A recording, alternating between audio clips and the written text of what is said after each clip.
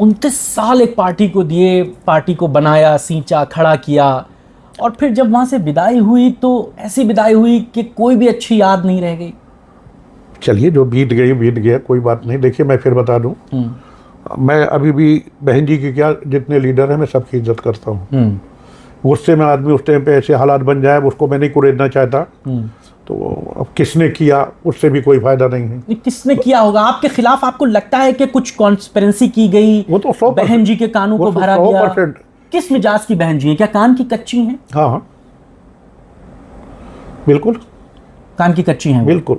जो उनको कोई भी बात कह दे वो यकीन मान लेती हैं। धीरे धीरे मेरे लिए एकदम से यकीन नहीं मान सकती थी। इसमें सालों लगे। और उस आदमी ने किया जो आदमी उम्र में मुझसे 7-8-9 साल बड़ा है, पार्टी में मुझसे 20 साल जूनियर है। आते ही उसने एक को नहीं, बारी बारी से सबको किनारे कर दिया।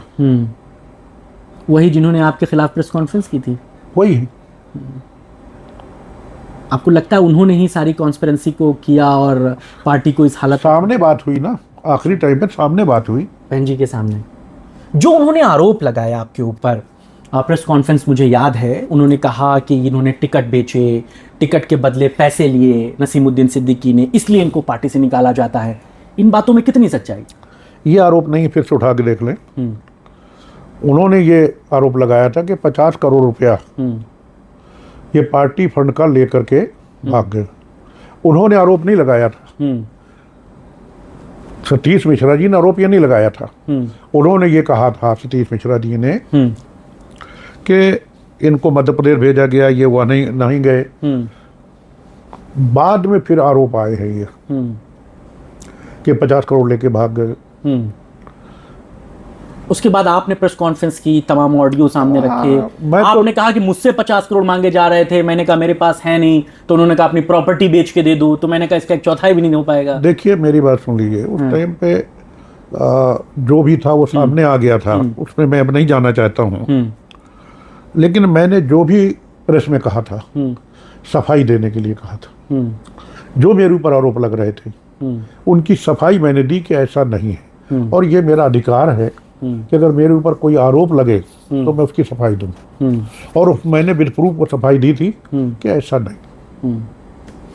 बहन जी के बारे में एक बात आपने कही थी कि वो दलित की बेटी नहीं रह गई, वो अब दौलत की बेटी हो गई। ये मेरे शब्द नहीं, ये किसी और के हैं। स्वामी प्रसाद मौर्य ये कहते थे। लेकिन क्या ये बात जो उनके लिए कही जाती है, जो दूसरे लोग आरोप लगाते थे कि पैसे की बड़ी डिमांड करती हैं, पैसा मांगती हैं, पार्टी में बिना पैसे के कुछ चलता नहीं है और इसी वजह से वहाँ टिकट बिकता है, ये सब जितने एलिगेशन लगते हैं, कितनी सच्चाई थी? आप उनकी स्टेटमेंट उठा के देख लीजिए।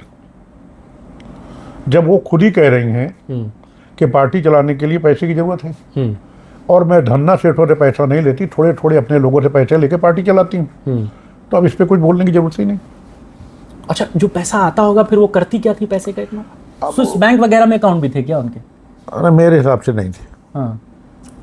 क्या करती थी मैं ये नहीं बोल सकता, लेकिन स्विस बैंक में शायद अकाउंट नहीं थे।